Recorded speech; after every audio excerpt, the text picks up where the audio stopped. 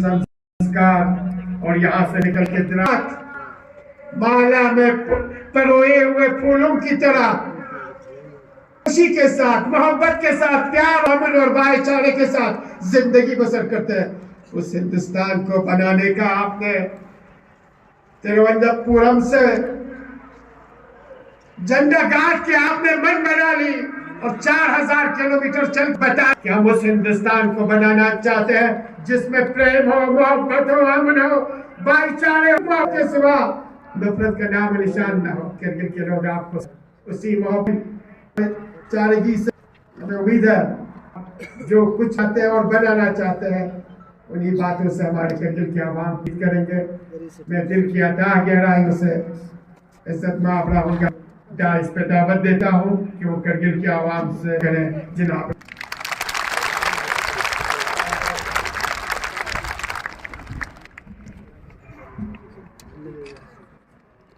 रजनी पाटिल जी, असगर करबलाई जी, कमर अली खान जी, गुलाम रजा, Manoj Yadav ji, Congress party कार्यकर्ता, आप सबका यहाँ बहुत बहुत स्वागत, नमस्कार।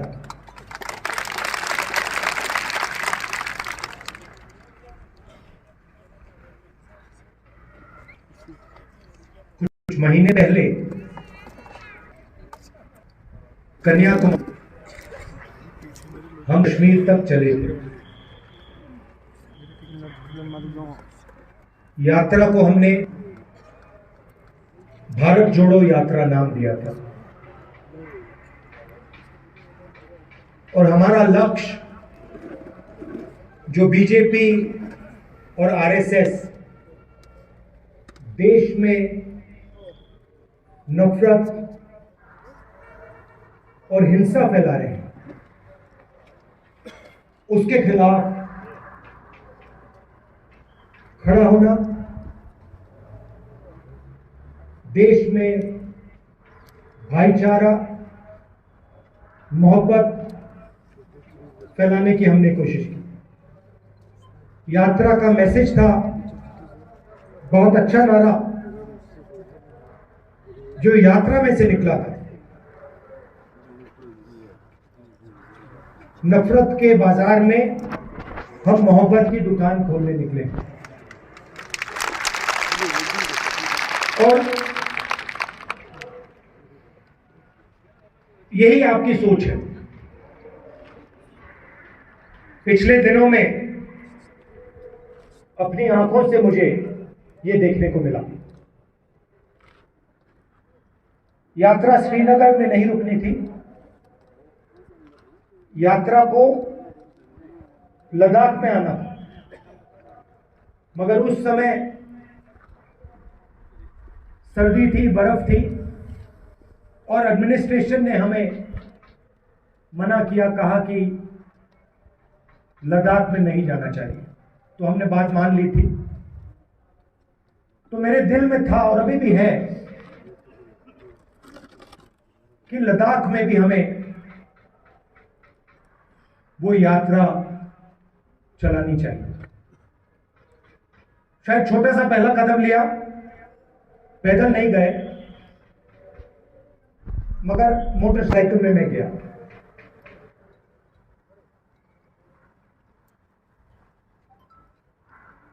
और लद्दाख के कोने कोने में गया, लोगों से बात की, गरीब लोगों से, माताओं बहनों से, युवाओं से, और जो आपके दिल में है उसको समझने की कोशिश की। दूसरे नेता हैं, वो अपनी मन की बात करते हैं। मैंने सोचा मैं आपकी मन की बात सुनूं।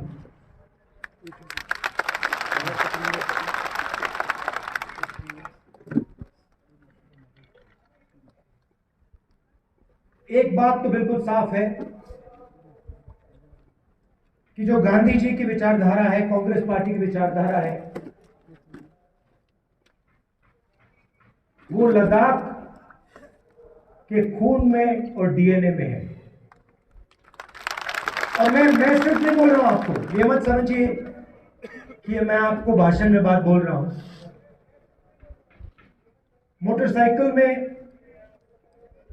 मैंने पूरे लद्दाख का चक्कर काटा है और रास्ते में देश भर से हमारे लोग लेबर का काम करते हैं। बिहार से, राजस्थान से, उत्तर प्रदेश से, झारखंड से, छत्तीसगढ़ से, अलग अलग स्टेट से यहां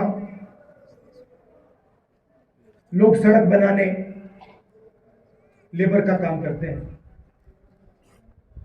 और मैंने जानबूझ के इनसे सवाल पूछा। मैंने इनसे पूछा, देखिए आप यहां सर्दी में काम कर रहे हो, यूपी से आए हो, बिहार से आए हो,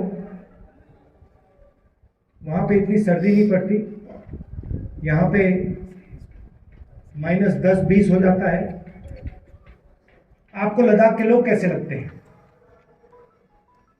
क्या आपको लगता है कि यहां आप अकेले काम कर रहे हो या लद्दाख के लोग आपकी मदद करते हैं, आपको प्यार दिखाते हैं? मैंने उनसे पूछा और एक से नहीं, अनेक लेबरर्स से मैंने पूछा और सारे के सारे लेबरर्स ने मुझे बताया कि हम अपने घर से हजारों किलोमीटर दूर हैं, हमारा परिवार यूपी में है, बिहार में है, मगर लद्दाख में हमें ऐसा लगता है कि हमारा दूसरा घर है।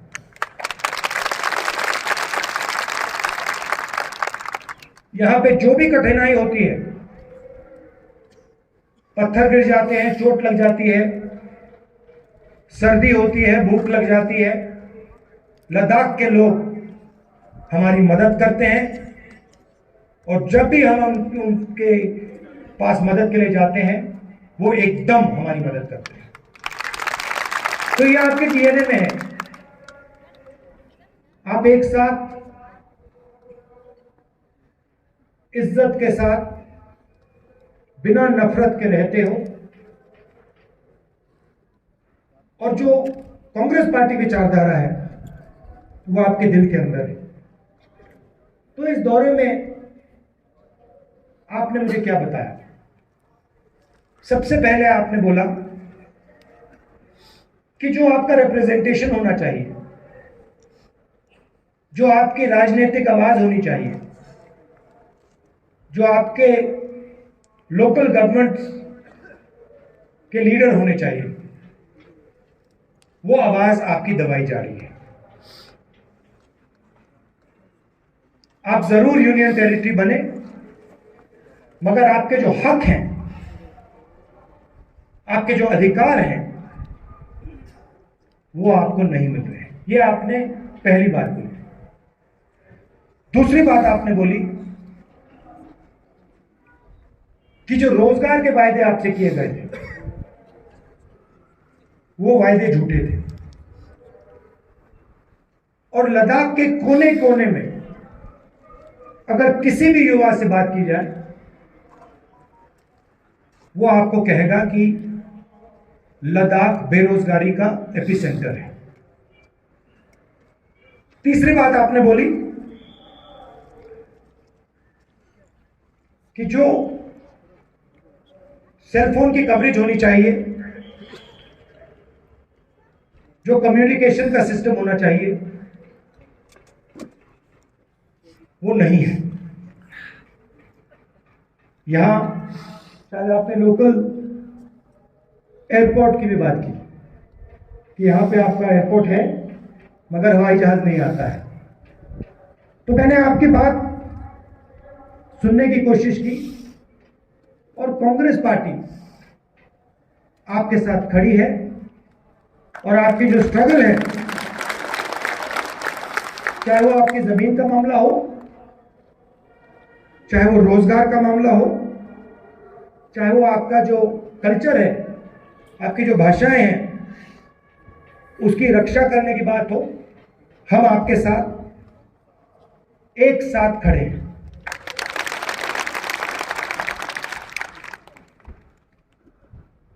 यहां पे सब लोग जानते हैं कि बहुत सारे नेचुरल रिसोर्सेज हैं। 21वीं सदी में सोलर एनर्जी की बात की जाती है और लद्दाख में सोलर एनर्जी की कोई कमी नहीं है। बीजेपी के लोग ये जानते हैं, समझते हैं कि अगर आपको रिप्रेजेंटेशन दिया जाए तो फिर वो आपसे आपकी जमीन नहीं छीन पाएगा।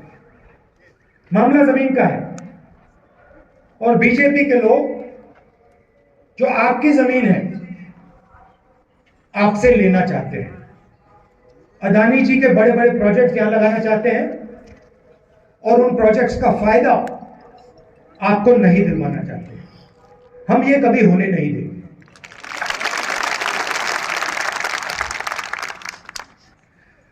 कांग्रेस पार्टी ने जो लेह की एपेक्स बॉडी है और कारगिल डेमोक्रेटिक अलायंस जो है और इनकी जो डिमांड्स है उनका हमने पूरा समर्थन किया है।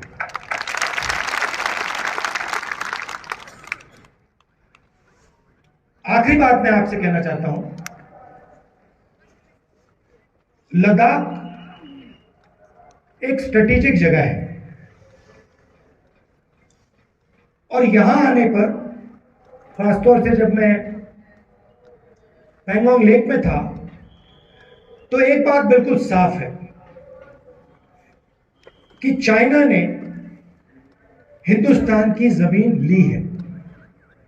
हजारों किलोमीटर जमीन हिंदुस्तान की चाइना ने हमसे छीनी है। और दुख की बात है कि हिंदुस्तान के प्रधानमंत्री ने ऑपोजिशन की मीटिंग में कहा कि हिंदुस्तान का 1 इंच किसी ने नहीं लिया है। यह सरासर झूठ है। लद्दाख का हर व्यक्ति इस बात को जानता है कि लद्दाख की जमीन चाइना ने हिंदुस्तान से ली है और प्रधानमंत्री जी सच नहीं बोल रहे हैं। और आपका जो रोल रहा है, खासतौर से कारगिल का रोल रहा है, उसके बारे में भी मैं कहना चाहता हूं। जब भी हिंदुस्तान को आपकी जरूरत पड़ी है, जब भी बॉर्डर पे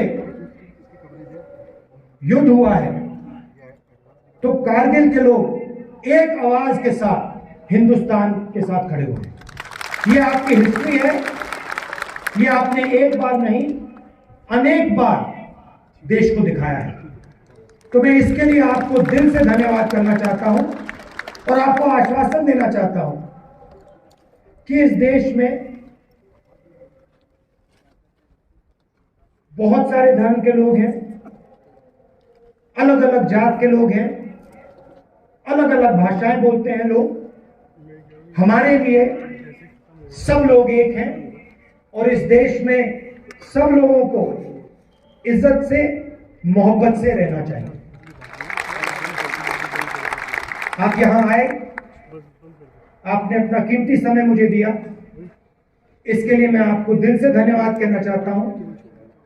और अंत में कहना चाहता हूं कि अब मैं लद्दाख के चारों ओर घुमा हूं और शायद ये हिंदुस्तान की सबसे सुंदर जगह है और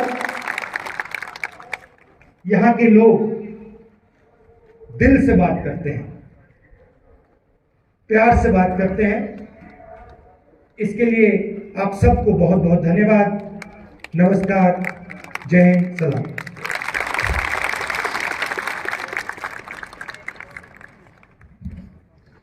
अभी आपसे राहुल गांधी जी मुखातब हुए थे और उन्होंने बता दी वो करगिल के आवाम को, करगिल में रहने वालों को और उनकी कुर्बानियों को हमेशा याद करेंगे।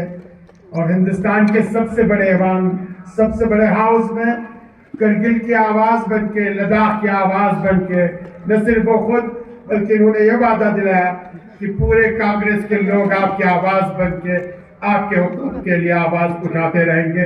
मैं दिल से करगिल के आवाम की तरफ से, लद्दाख के आवाम की तरफ से जनाब राहुल गांधी जी, उनकी पूरी टीम का, मैडम रजनी पटेल, उनकी पूरी टीम का और उनके साथ आए हुए मीडिया के साथियों का फिर एक बार शुक्रिया अदा करता हूँ और उम्मीद रखता हूँ कि ये राहुल गांधी जी का आखिरी विजिट न हो, बल्कि एक और सिलसिला लेके फिर करगिल लेह की सरजमीन, लद्दाख की सरजमीन में राहुल गांधी जी आए और 2024 में इंशाअल्लाह पूरी हिंदुस्तान में राहुल गांधी जी इंडिया अलायंस की गवर्नमेंट बना के बीजेपी और उसके साथियों को साफ करके एक नई हिंदुस्तान की शक्ल में हमें गिफ्ट की शक्ल में पेश करेंगे। इंडिया पास के साथ एक आखिरी चीज बोलना चाहता हूँ। लद्दाख के हर रीजन में आपके लोकल इश्यूज हैं और लद्दाख के भी सेंट्रल इश्यूज हैं। और मैं आपको कहना चाहता हूं कि अगला जो पार्लियामेंट सेशन होगा उसमें मैं आपके जो मेन मुद्दे हैं उनको पार्लियामेंट में आपके लिए उठाऊंगा।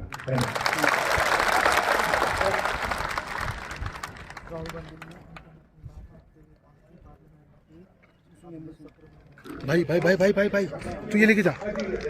मेहरबानी अंता सलाराम मैसेज दिका गाड़ी में पहुंच खोने बोहिली मबादरे दिका खवातीन होइना बच्चों चितुपा e ottenenti si nel merbani tekena considers che c'è tras la ca nani rifugi ni memoriali de cadde che con cacciolo scocine taram ma se tene che giù con ding se scoppa chic nani volontario ni scola merbani alam ma se sam